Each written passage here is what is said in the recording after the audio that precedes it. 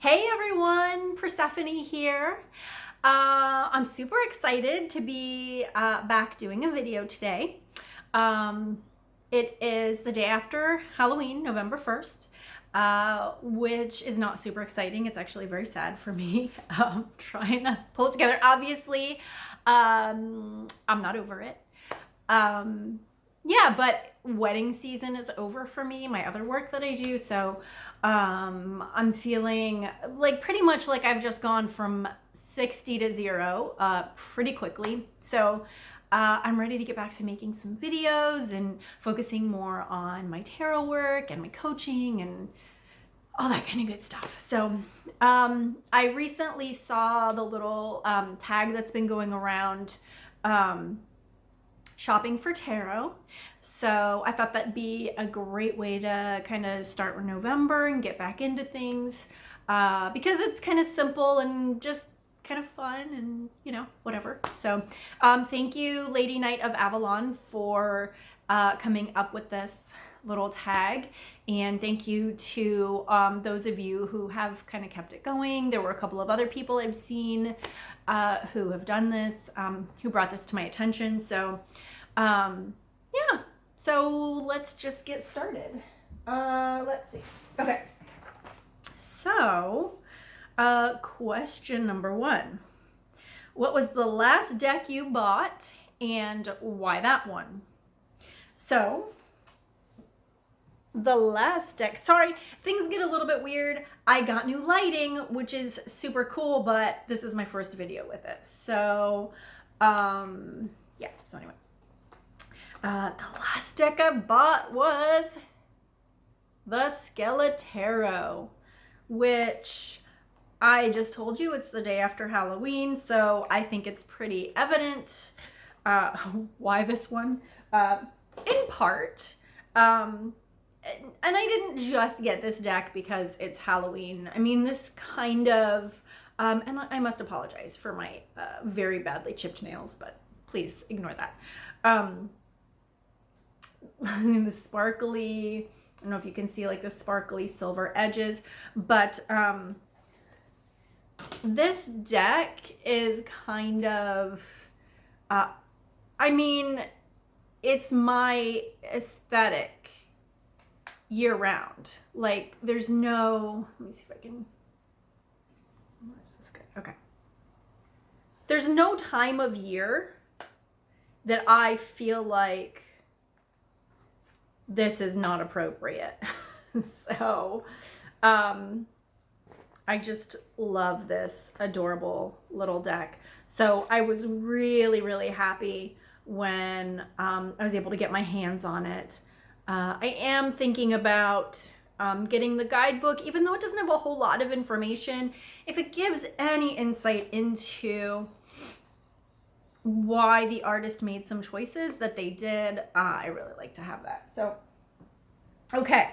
So, yeah, and I really do. I have like skeletons and skulls like all over my house. I went to Michael's when all the Halloween stuff was 50% off, and I got the like skeletons in various like yoga and meditation poses, and they're not going away. They're not going away. Now that Halloween is over, it doesn't matter. They're staying up. Okay. So what's your decision process when buying a new deck? It's changed over time. I mean, I think when, yeah, I had just one deck for a long time. For many years, I just sort of dabbled, and I just dabbled with that one deck. And then I got another deck, and like that was all I had for a couple of years. And then I got another deck, and then when I started getting serious about tarot, that's when I kind of started buying more and more. And it's changed because it used to be that I had no idea what I liked. I had no idea like what my style was and what I could read with, what I wanted to read with.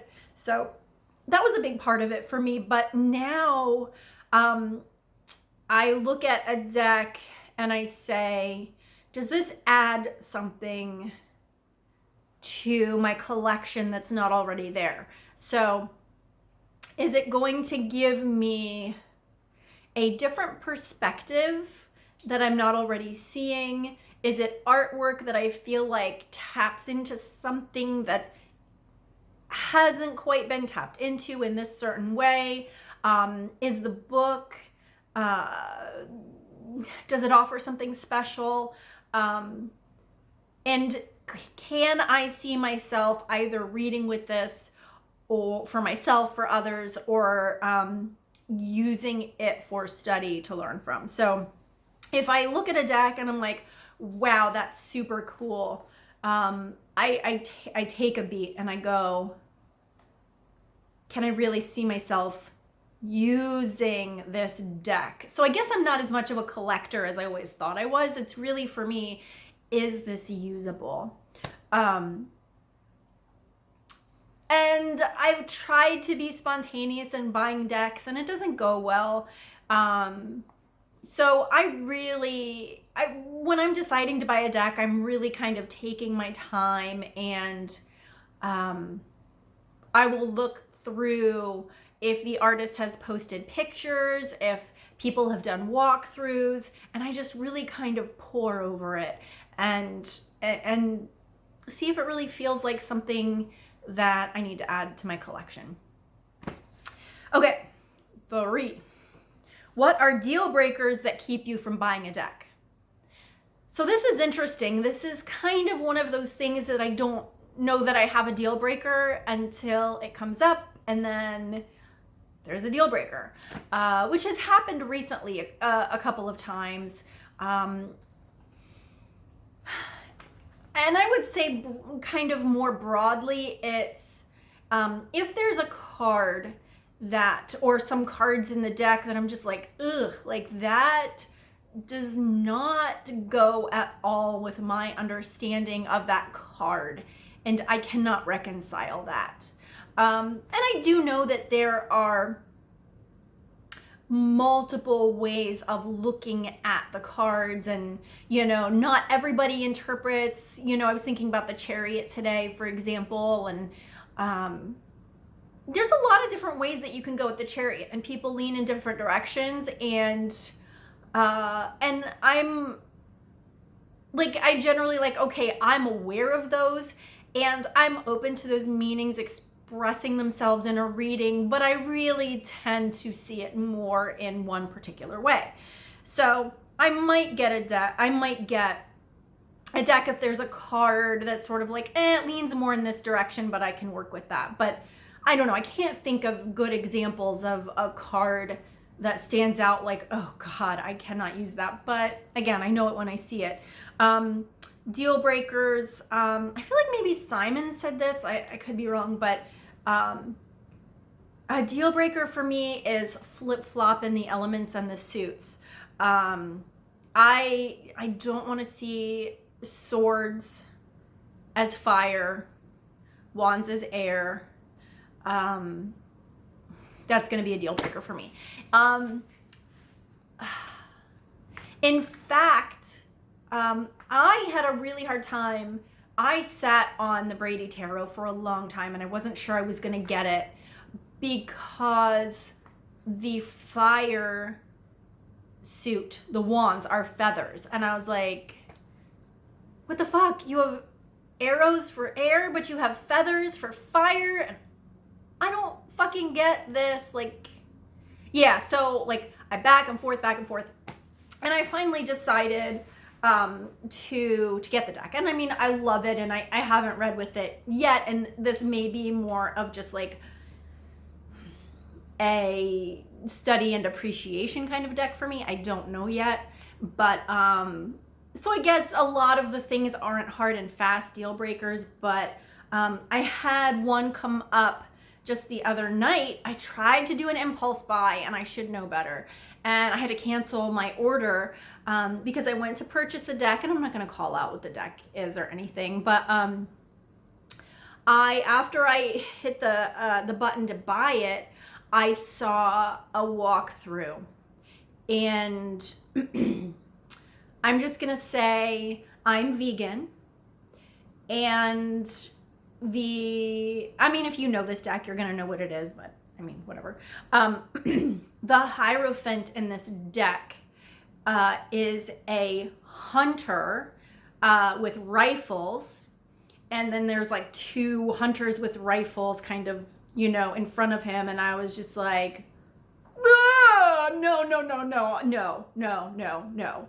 Never in my world can that be the Hierophant. And I get that for some people, that's going to work for them. Not in my world.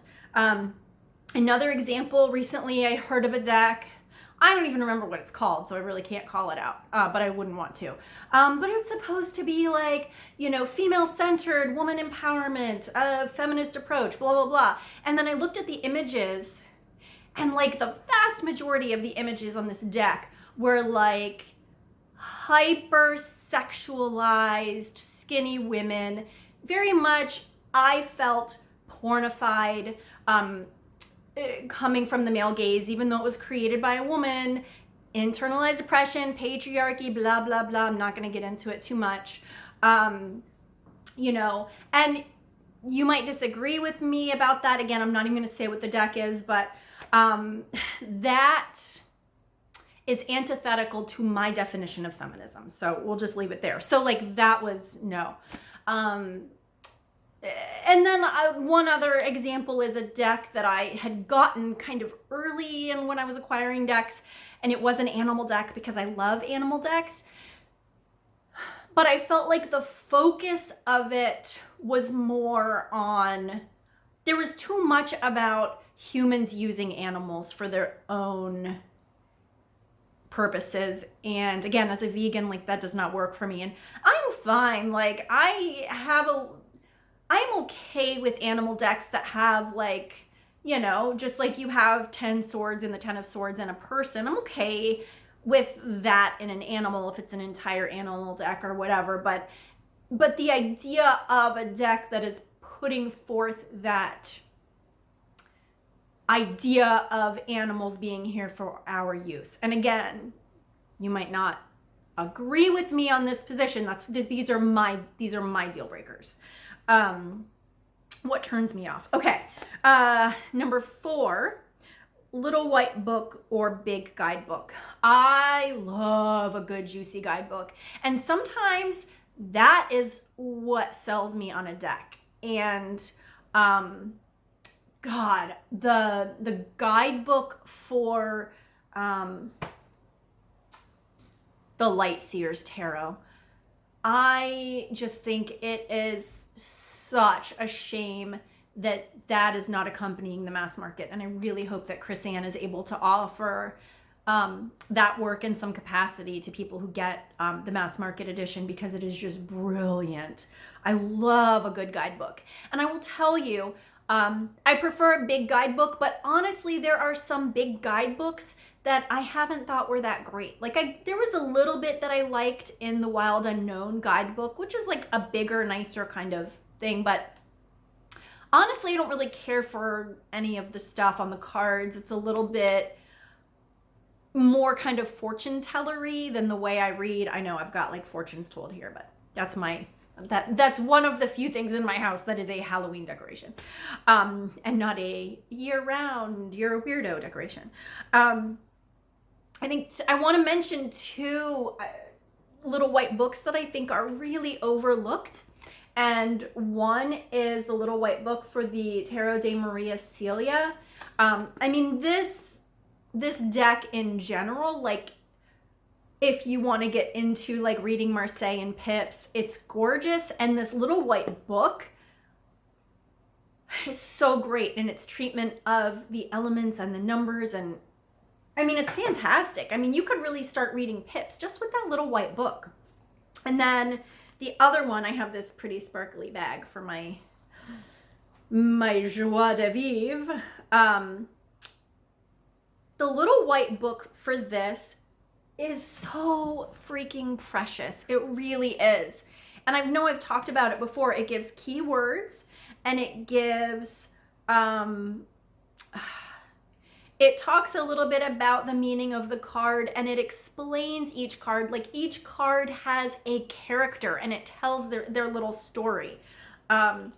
it's a very juicy little white book. So, yeah, I mean, I say don't underestimate the power of a little white book. Okay. Do you have new deck rituals? This is number 5. And how do you break in a new deck?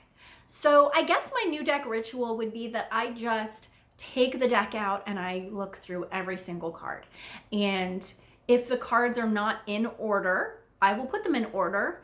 And even so, if they are in order, I'll go through all of them and then I'll shuffle them real good and then I'll put them back in order again. So I didn't really realize that I had a new deck ritual, but when I was thinking about this question, I was like, huh, yeah, I guess I do. It wasn't intentional, but that's what I do.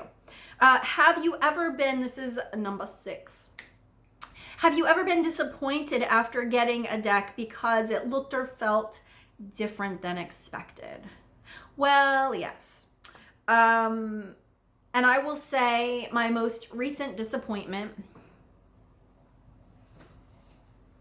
and a lot of people know this, is the cardstock for the Antique Anatomy Tarot. Now, I say that, and I say I am still glad I got this deck, and I love this deck, and I've been using it a lot in October, and I love the guidebook with it too. And back to the question about guidebooks, I love guidebooks because I feel like it goes along with the point of having different decks for me. Like, each deck offers something slightly different. And I really kind of use my intuition about which deck to go with for myself or for a client or whatever. So, when there's, and sometimes I'll use a deck and I'll pick a card and I have in my mind what this card means, right? And I'm like, I don't really get how that applies to today and what I'm going through and blah, blah, blah. And then I'll look at it in the book, and I haven't looked at this card before in this context. And this creator had a little bit of a different perspective on this card, and I went, and I will tell you specifically the 7 of Wands in this Antique Anatomy Tarot. That happened to me. And I think that was one of the first cards that I pulled from this deck. I don't even remember what the question was anymore. Let's see if I can find it. Yeah. 7 of Rods. So I'll show you. I mean, this book is gorgeous. The only thing that disappointed me about this deck, it was a shocker, it was a big disappointment, is how just abysmally, like, it's just so thin. It's just ridiculous. But again, I'm still glad I have the deck. Okay. The 7 of Rods insists that you do not give up in the face of adversity and challenges. You are an experienced warrior and can overcome anything with bravery and confidence. Sure. Remember that you have the advantage, blah, blah, blah, blah, blah. Okay. Now, this was the piece. This card may appear when you are feeling drained and unsure about your next step. You feel pulled in too many directions and need to draw on your past experience to formulate a plan. Do not hide from these feelings, but acknowledge and then release them. Put on your game face and get to work. It's like, come on, bitch, you got this. I was just like, this was what I needed. This was when this past, and for me, I think I've mentioned before, wedding season is September and October. This was a particularly busy wedding season, and it was kicking my ass. And I had a lot of work to do, a lot of writing to do. I had, and just kind of every weekend I had a wedding and multiple weddings and weekends. And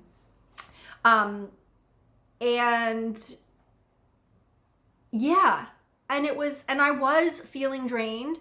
And I needed to just I had this whole list of work that I needed to do. And I just needed to put on my game face, pull up my big girl panties and get to work. And I had never really thought about the 7 of Wands in that way. So yeah, anyway, so that was about the guidebook stuff. And then, you know, and I would say that sometimes I get a deck that I'm really excited about for a long time, and I think it's going to be like this magical thing, and then I get it and I'm just not connecting with it. And one of those, and I've had, this is an example, so the Dark Days Tarot. I mean, this thing is beautiful. It's amazing. And I love what it represents. It's just super cool. And I just have not, I just haven't been able to connect with it at all. I mean, it's been like a year and a half maybe since I got it. I don't know. And I still haven't been able to let it go because I'm hoping, and you know, this has happened before that, you know, I let a deck sit on my shelf for a while and then one day I'm like, that deck, and I pick it up and it starts happening. But yeah, so there's that kind of thing that happens. Have you ever been pleasantly surprised? This is kind of the part B of question 6. Have you ever been pleasantly surprised after getting a deck? Yes. And this, I mean, and really, this was a very big surprise.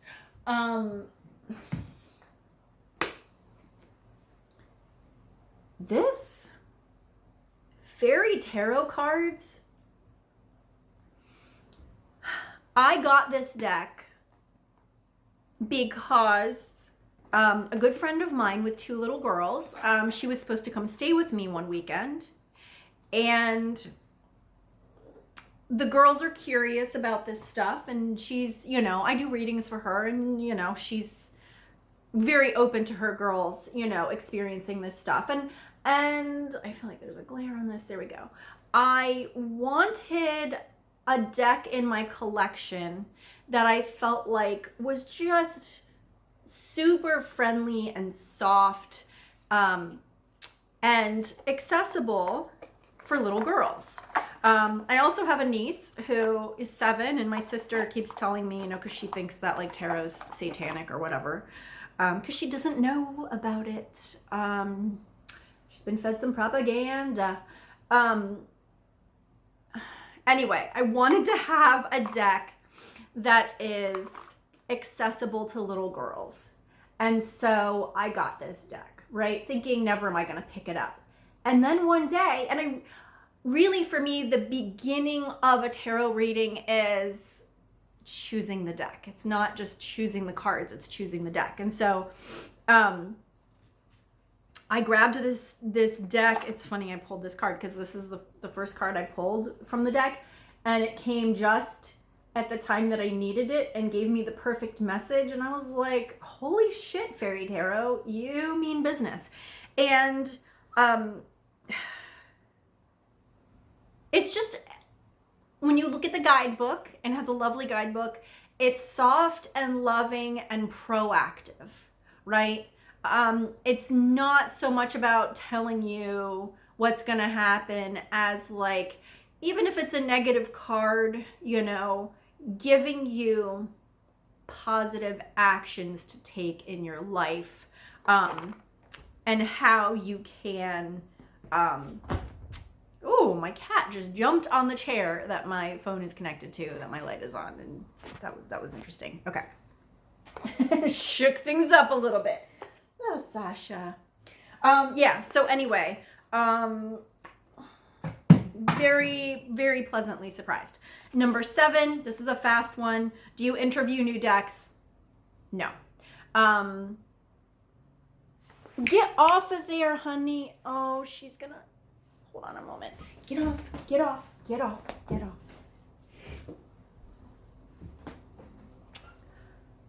I was Sally for Halloween from A Nightmare Before Christmas. The Nightmare Before Christmas. A Nightmare Before Christmas. And I loved it. And I'm sad Sally's gone, and I would be Sally every day. And my cat with her little claws was on my Sally tights. And I plan to wear those for many years to come. Okay. So anyway, I do not interview decks. That's not consistent, I would just say, with my view of tarot and how it works, and that's enough for that. Okay, number 8, do you ever buy a deck for a specific purpose, only using it for that one purpose? I do. I've already said I bought that Faerie Tarot thinking this is going to be a great deck to have at my house for when little girls are here visiting. And I do have decks that I buy. Oh, and this kind of goes with number 9.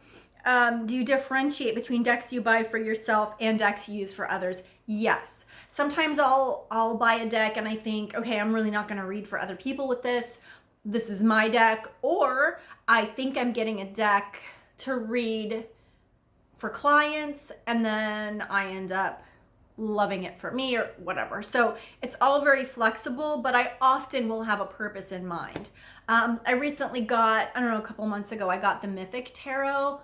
Oh, first edition, beautiful, love it. I got that for study purposes. And maybe once I do have a chance to sit down and really study it, and I want to feel like I have such a good grasp on the mythology of it before I try to read with it. I mean, who knows? Maybe it'll end up being more than a study deck. But I do buy decks for specific purposes. Some for just to study because they have a phenomenal book, you know, whatever. All of that's loosey-goosey though. Okay, number 10. What do you wish deck creators would do more of, or stop doing? Okay, so really there's so much variety out there and I love it. It's beautiful. But I feel like there is something lacking, and maybe if you know of decks that do this, please comment below. I maybe can think of like 1 or 2 that do this, maybe, possibly, but I would like scenic decks. So not pip decks, right? Where it's just got like the number of cups or, you know, and maybe some water or whatever. But scenic decks, like the Rider-Waite-Smith is a scenic deck where there's something happening with a meaning in each picture. Scenic decks that have images, you know, because the Rider-Waite-Smith it doesn't necessarily always correlate with the element and the number. And sometimes those are really in opposition, sort of like what's happening in the Rider-Waite-Smith and kind of what we know of. Psst, why you gotta jump on all my stuff? Psst, come here. So sorry. So come here, baby. Okay. I want scenes. I want depictions of things happening that are not Rider-Waite-Smith, that are based on the element and the number, and that together. So that's what I want. And I'm gonna have to go now very quickly because now my cat is on my coat that I just washed, and I think she's gonna dig her claws into it and she's gonna get it dirty, and I gotta go take care of this. So anyway, hope this was fun, interesting, whatever. I'm gonna post the questions below, post some information for how you can find me elsewhere, you know, Facebook, my website, all that good stuff. And hopefully now that life, you know, my responsibilities in other areas have slowed down a little bit, I'll be doing some more of these. Okay, take care, and, ooh, sorry. Bye-bye.